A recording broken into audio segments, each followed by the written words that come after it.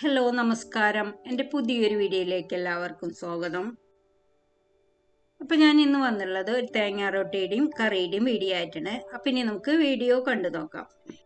വൈകിട്ടത്തേക്ക് അധികം നമ്മൾ ചപ്പാത്തി തന്നെ ഉണ്ടാക്കുക. അപ്പം ഇടയ്ക്ക് ഒരു ദിവസമൊക്കെ ഒന്ന് മാറി ഉണ്ടാക്കാനായിട്ട് അപ്പോൾ നമുക്ക് ഇങ്ങനെ തേങ്ങാ റൊട്ടിക്ക് ഉണ്ടാക്കിയെടുക്കാം. അപ്പം അതിനായിട്ട് ഞാൻ എടുത്തുള്ളത് ഒരു 2 കപ്പ് മൈദയാണ്. അപ്പോൾ 2 കപ്പ് മൈദ ഒരു ബൗളിലേക്ക് ഇട്ടിട്ടുണ്ട്. ഇനി അതിലേക്ക് വേണ്ടത് ഒരു ചെറിയ സവാള ചെറുതാക്കി കൊത്തിയരിഞ്ഞത്, പിന്നെ ഒരു 2-3 പച്ചമുളക്. ഇപ്പോൾ ഓരോരുത്തരുടെ എരിവിനനുസരിച്ച് പച്ചമുളക് എടുക്കുക. പിന്നെ ഇതിലേക്ക് വേണ്ടത് കുറച്ച് കറിവേപ്പില ചെറുതാക്കി കട്ട് ചെയ്തതാണ്. പിന്നെ ഇതിലേക്ക് ഒരു ഏകദേശം അരക്കപ്പോളം തേങ്ങ എടുത്തിട്ടുണ്ട്. പിന്നെ ഒരു ചെറിയ സ്പൂണോളം ഉപ്പിട്ട് കൊടുത്തിട്ടുണ്ട്. പിന്നെ ആവശ്യമുള്ളവർക്ക് ഒരു സ്പൂൺ പഞ്ചസാരയും കൂടി ചേർത്ത് കൊടുക്കുക അതിലേക്ക്. അപ്പം ഞാനിപ്പോൾ പഞ്ചസാര ചേർക്കണില്ല. ഇഷ്ടമുള്ളവർക്ക് ഒരു സ്പൂൺ പഞ്ചസാര കൂടി ചേർത്ത് നന്നായി മിക്സ് ചെയ്തതിന് ശേഷം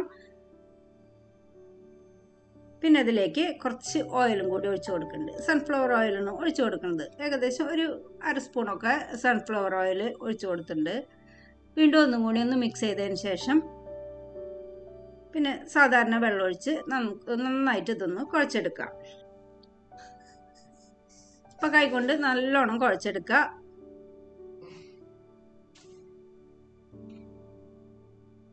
കുറച്ചായിട്ട് വെള്ളം ചേർത്ത് വേണം ഇത് കുഴച്ചെടുക്കാനായിട്ട്. അപ്പം നല്ലോണം കുഴച്ചെടുത്തതിന് ശേഷം അതിൻ്റെ മേലേക്ക് കുറച്ച് ഓയിലും കൂടി ഒന്ന് സ്പ്രെഡ് ചെയ്തതിന് ശേഷം ഇതൊന്ന് മൂടി വയ്ക്കാം. അപ്പോൾ കുറച്ച് നേരം ഒന്ന് റെസ്റ്റ് ചെയ്യുമ്പോഴേക്കും നമുക്ക് ഇതിലേക്കുള്ള കറി ഉണ്ടാക്കിയെടുക്കാം. അപ്പോൾ ഇതിലേക്കൊരു മുട്ട മസാലയാണ് ഞാൻ ഉണ്ടാക്കുന്നത്. അപ്പോൾ അതിനായിട്ട് ഒരു പാൻ വെച്ച് അതിലേക്ക് കുറച്ച് വെളിച്ചെണ്ണ ഒഴിച്ച് കൊടുക്കുന്നുണ്ട്. വെളിച്ചെണ്ണ ഒന്ന് ചൂടായി വന്നപ്പോൾ ഒരു സ്പൂൺ കടുകിട്ട് അതൊന്ന് ആദ്യം പൊട്ടിച്ചെടുക്കണം. കടുകൊന്ന് പൊട്ടി വന്നപ്പോൾ അതിലേക്ക് ഒരു 2 വറ്റൽമുളകും കുറച്ച് കറിവേപ്പിലിട്ട് അതും കൂടി ഒന്ന് ചെറുതീയിലൊന്ന് മൂപ്പിച്ചതിന് ശേഷം പിന്നെ അതിലേക്ക് സവാള ചേർത്ത് കൊടുക്കുക. ഒരു 4 വലിയ സവാള ചെറുതാക്കി കൊത്തിയരിഞ്ഞതിന് അതിലേക്ക് ഇടുന്നത്.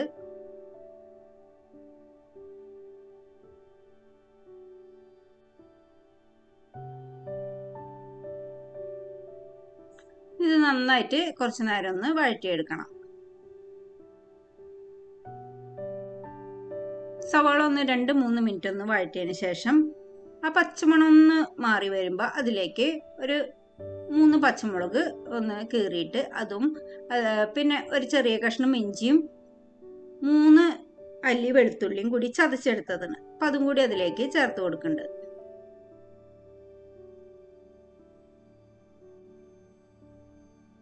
എല്ലാം കൂടി നല്ലോണം വഴറ്റിയെടുത്ത് ഒരു ബ്രൗൺ കളർ ആവണ വരെ ഒന്ന് വഴറ്റിയെടുക്കുക.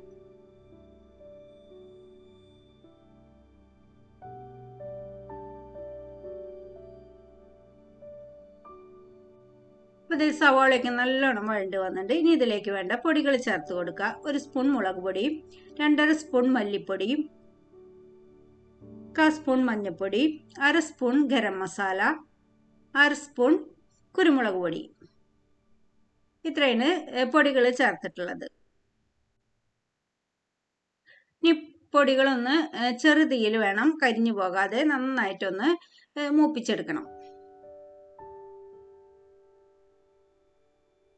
പൊടികളൊക്കെ നന്നായി മൂത്ത് വരുമ്പോൾ ഒരു മീഡിയം സൈസിലുള്ള തക്കാളി കൂടി ചെറുതാക്കി അരിഞ്ഞത് ഇതിലേക്ക് ചേർത്ത് വീണ്ടും കുറച്ച് നേരം കൂടി ഒന്ന് നന്നായിട്ട് വഴറ്റിയെടുക്കുക.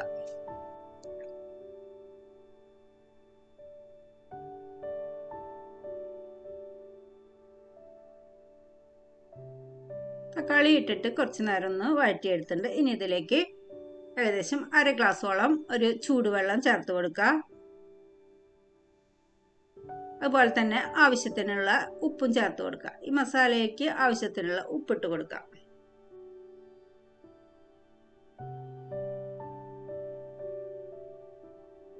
ഉപ്പിട്ട് വീണ്ടും ഒന്നും കൂടി മിക്സ് ചെയ്തതിന് ശേഷം ഒരു 2-3 മിനിറ്റ് ഒന്ന് ലോ ഫ്ലെയിമിൽ മൂടി വെച്ച് കൊടുക്കുക.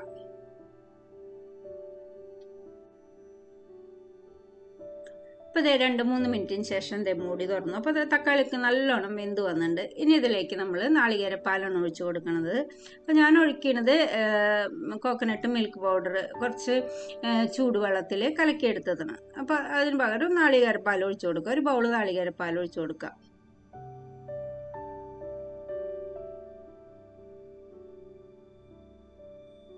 അപ്പോൾ ഈ സമയത്ത് ഉപ്പ് ഇല്ലെങ്കിൽ ചേർത്ത് കൊടുക്കണം.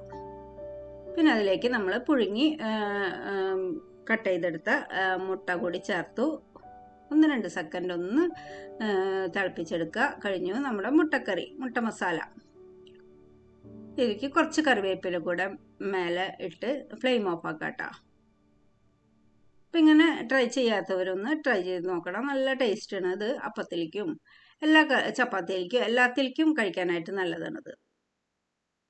പിന്നെ മേലെ ഒരു 2 പച്ചമുളക് ഒന്ന് കീറിയിട്ടും അതുപോലെ തന്നെ കുറച്ച് കറിവേപ്പിലയിട്ട് ഫ്ലെയിം ഓഫ് ആക്കി ഇത് മൂടി വെച്ചു. പിന്നെ തേങ്ങാ റൊട്ടി ഉണ്ടാക്കിയെടുക്കുക. അപ്പോൾ കുറച്ച് നേരമായി നമ്മൾ കുഴച്ച് വെച്ചിട്ട്. അപ്പോൾ നല്ലോണം പൊടിയൊക്കെ നല്ല സോഫ്റ്റായി വന്നിട്ടുണ്ട്. അപ്പോൾ അതൊന്നും കൂടി ഒന്ന് കൈകൊണ്ട് കുഴച്ചെടുത്തു. അതിനുശേഷം നമുക്ക് കുറച്ച് ഇശയായിട്ടെടുത്ത് പരത്തിയെടുക്കുക. അപ്പോൾ ചപ്പാത്തി പോലെ കനം കുറച്ചിട്ടല്ല, ഇത്തിരി കട്ടിയോട് കൂടി വേണം ഇത് പരത്തിയെടുക്കാനായിട്ട്.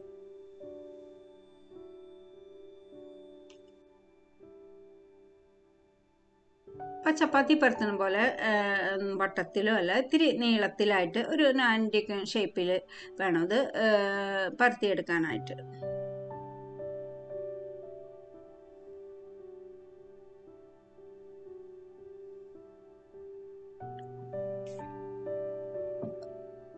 എന്നും ചപ്പാത്തി കഴിക്കുമ്പോൾ അപ്പോൾ ഇടയ്ക്ക് ഇങ്ങനെയൊന്ന് മാറ്റി കഴിക്കുക. അപ്പോൾ മൈദ ആയതുകൊണ്ട് എന്നും കഴിക്കാൻ നല്ലതല്ല.